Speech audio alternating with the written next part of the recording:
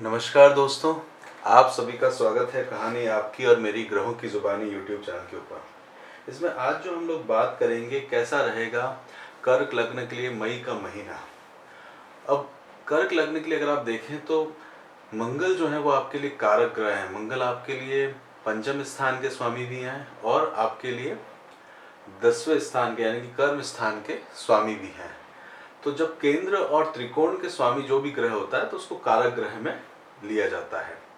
मंगल जो है इस समय में आपके लिए भाग्य स्थान पे चल रहे हैं, यानी कि नवम स्थान पे आपके चल रहे हैं। मंगल 1 तारीख तक यानी कि 1 जून तक आपके भाग्य स्थान में रहेंगे, तो लंबी यात्राएं आपको देखने को मिलेगी। 23 तारीख के बाद में 23 अप्रैल से लेके 1 जून में आपको यात्राएं देखने को मिलेगी अपने जीवन में।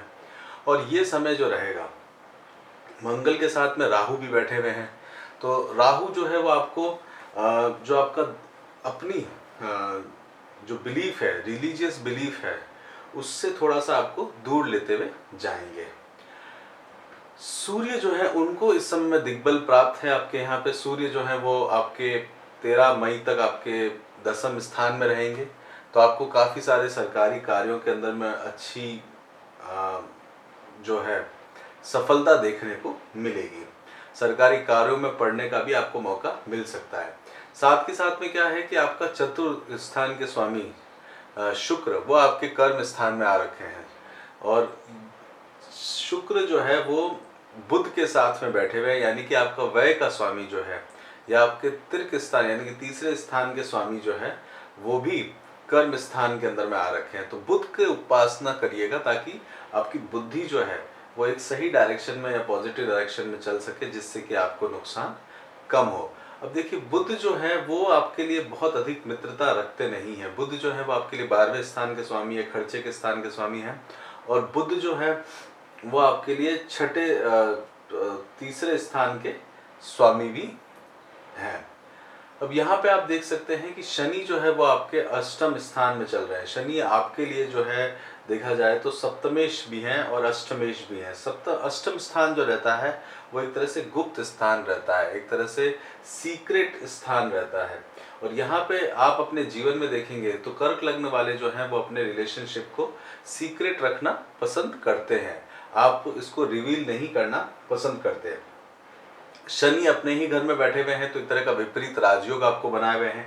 इनहेरिटेंस प्रॉपर्टी के अंदर में चिंता भी कई बार लेके आते हैं। कई बार आपको अपने पैतृक संपत्ति के अंदर में चिंता को भी वो लेके आते हैं, तो वो शनि के उपायों से आप ठीक कर सकते हैं। अगर आपको पैतृक घर के अंदर में किसी तरह की चिंता आ रही है, किसी तरह का परेशानी देखने को मिल रही है, या कोई बड़ों के साथ में आपका सामंजस्य नहीं बैठ पा रहा, तो वहाँ पे आपको शनि की उपासना करनी चाहिए। शनि के लिए आप कर सकते हैं कि शनि चालीसा के जप कर सकते हैं। साथ के साथ में शनि भगवान को मनाने के लिए शनिवार के दिन में शनि मंदिर जाकर भी अपना कल्याण कर सकते हैं। यहाँ पे आप देख सकते हैं कि जो गुरु हैं, गुरु आपके लिए जो है वो त्रिकोण के स्वामी भी हैं, यानी कि 12वें स्थान भाग्येश जो है वो लाभेश में है। तो ये आपको एक बहुत बड़ी अपॉर्चुनिटी और बेनिफिट देने जा रहा है। गुरु जो है वो शुक्र की राशि के अंदर में गए हुए हैं। अब यहाँ पे गुरु जो है वो आपके छठे स्थान का स्वामी भी है, रोग ऋण और शत्रुओं के स्थान का स्वामी भी है। तो यहाँ पे आपको ऋण को बढ़ाने वाला कार्य भी वो करते हुए दिखेंगे। तो इसको भी आपको अपने हिसाब से इसको भी आपको टैकल करने की आवश्यकता पड़ेगी। तो गुरु जो है वो आपके लिए इस समय में बड़े भाई बहनों से तालमेल बैठाने की आवश्यकता लेके आ रहा है। साथ के साथ में जो अपने से बड़े हैं, जो गुरु के समान हैं, उनके साथ में आपको व्यवहार के अंदर में अभद्रता नहीं करनी। उनके व्यवहार को आपको थोड़ा सा समझ में नहीं आएगा, क्योंकि गुरु जो है वो शुक्र की राशि में बैठे हुए, तो कई बार डिसीजन होने में गलती हो जाती है। गुरु जो है पंचम दृष्टि से आपके पराक्रम स्थान के ऊपर में देख रहे हैं, सप्तम दृष्टि से संतान पक्ष पे देख रहे हैं, और नवम दृष्टि से आपके अपने आप में नवम दृष्टि से आपको आपके स्पाउस के घर में वो देख रहे हैं। तो वो बहुत महत्वपूर्ण आपके लिए समय बना हुआ है। कोई भी साझेदारी करने के लिए आपको एक अच्छा समय आपके जीवन में लेके आ रहा है। यहाँ पे आप देख सकते हैं कि आपको बेसिकली अगर देखा जाए, ओवरऑल कर्क लगने के लिए देखा जाए तो लंबी यात्राएं मई के महीने में बनी रहेगी। साथ के साथ में बड़ों के साथ में संबंधों को सुधारने की आवश्यकता आपको देखने को मिलेगी। चलिए चंद्रमा की पोजीशन जो कि आपके लग्नेश है, उनकी पोजीशन समझते हैं कि आपके लिए कैसा रहने वाला है। चंद्रमा मकर राशि में रहेंगे आपके सप्तम स्थान में, यानी कि सप्तम स्थान के अंदर में आप अपने पार्टनर के साथ में अपने रिलेशंस को सुधारने का कार्य इस समय में कर सकते हैं। 2 और 3 तारीख को आपके अष्टम भाव में चले जाएंगे, यानी कि घर परिवार कुटुंब के साथ में आप एक सामंजस्य बनाने वाला आपको मौका देखने को मिलेगा। उसके बाद में 6 और 7 तारीख को चंद्रमा 4 और 5 तारीख को चंद्रमा मीन राशि के अंदर में जाएंगे, यानी कि नवम भाव में जाएंगे। लंबी यात्राओं का एक मौका आपके लिए बनता हुआ दिख रहा है। उसके बाद 6 और 7 तारीख को चंद्रमा आपके दसम स्थान में चले जाएंगे। कर्म स्थान के अंदर में उनका ये मूवमेंट बनेगा। कर्म क्षेत्र से रिलेटेड कार्य को करते रहेंगे, लीगल एंटिटी के रिलेटेड कार्य को करते रहेंगे। 8 और 9 तारीख को चंद्रमा वृषभ राशि के अंदर में जाएंगे, यानी कि जहाँ पे ऑलरेडी गुरु बैठे हुए हैं। चंद्रमा यहाँ पे उच्च के होते हैं, तो यहाँ पे कुछ लाभ भी देखने को आपको मिलेगा। 10-11 तारीख को चंद्रमा आपके 12वें स्थान में चले जाएंगे। 12वां स्थान जो है, यहाँ पे बुध की राशि चल रही होगी। बुध जो है वो स्वयं इस समय मंगल की राशि के अंदर में बैठे हुए हैं, और बुध और मंगल की बहुत अधिक मित्रता नहीं है। बुध जो है वो राजकुमार है, मंगल जो है वो सेनापति हैं। तो यहाँ पे चंद्रमा आपके 12वें स्थान में रहेंगे, तो आपका खर्चे वाला दिन रहेगा। कर्म क्षेत्र से भी आपको थोड़ी सी चिंता देखने को मिलेगी। उसके बाद चंद्रमा जो है मिथुन राशि में 10 और 11 को रहने वाले हैं।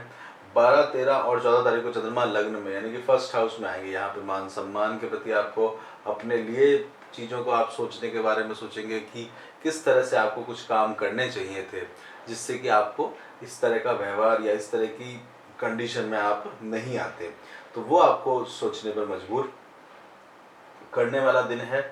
उसके बाद में 15 और 16 तारीख को चंद्रमा आपके द्वितीय सेकंड हाउस में जाएंगे, यानी कि सूर्य की राशि के अंदर जाएंगे। यहाँ पे सूर्य जो है वो आपके लाभ स्थान के अंदर में बढ़ चुके होंगे, तो धनेश और लाभेश का योग है। तो इस समय में आपको एक अच्छा पैसा और अच्छा धन प्राप्त होने का योग आपके लिए बनता हुआ जा रहा है। उसके बाद चंद्रमा जो है आपके लिए 17, 18 और 19 तारीख को आपके तीसरे स्थान में चले जाएंगे, यानी कि पराक्रम स्थान में चलते हुए वो बढ़ते हुए जाएंगे। उसके बाद चंद्रमा पराक्रम के बाद में आप अपने छोटे भाई बहनों के लिए कुछ यात्राएं भी आपके लिए इस दिन आपके लिए बनते हुए जाएगा।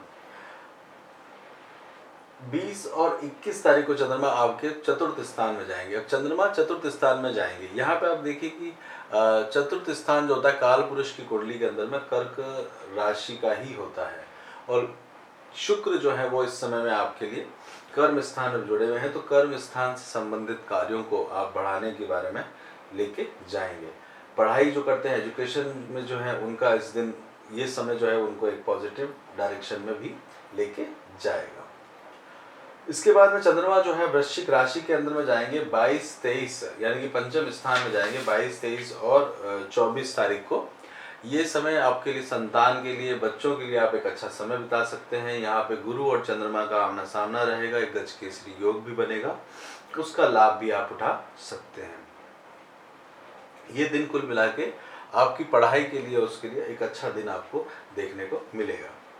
एजुकेशन से संबंधित है तो आपको पढ़ाई में एक अच्छा मिलेगा। जॉब के अंदर में भी एक नई अपॉर्चुनिटी आपको देखते हुए लेके आएगी।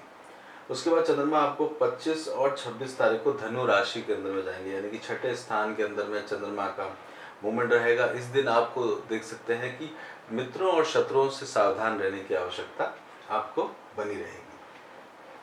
27, 28 तारीख को चंद्रमा मकर राशि के अंदर में जाएंगे। मकर राशि के अंदर में सप्तम स्थान में रहेंगे। उस समय में सूर्य जो है वो गुरु के साथ में बैठे होंगे, तो एक बहुत बड़ी अपॉर्चुनिटी आपके जीवन में आपको देखने को मिलेगी, उसका आप फायदा अवश्य उठाइएगा।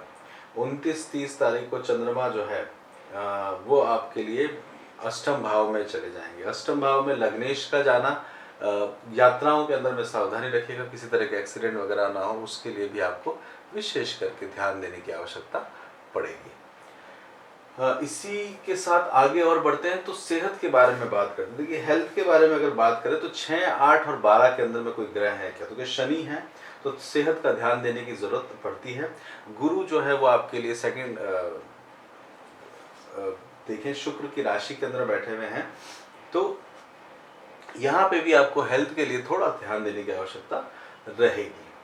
उसके बाद में आगे बात करते हैं पढ़ाई के लिए। देखिए एजुकेशन के लिए बात करते हैं तो चतुर्थ स्थान के स्वामी जो है, जो बेसिक एजुकेशन आप देखेंगे, जो फॉर्मल एजुकेशन जिसे कहा जाता है आपकी ग्रेजुएशन के लिए, तो चतुर्थ स्थान का स्वामी कर्म स्थान में आ रखा है, तो आपको उसके लिए आगे पढ़ाई करने के आगे जाने का मौका भी मिलेगा। नवम स्थान में जो है वो भी एजुकेशन से संबंधित है, यानी कि पोस्ट ग्रेजुएशन से संबंधित है, तो वहाँ पे मंगल बैठे हुए, तो यात्राएं आपको लेके आएंगे। तो एजुकेशन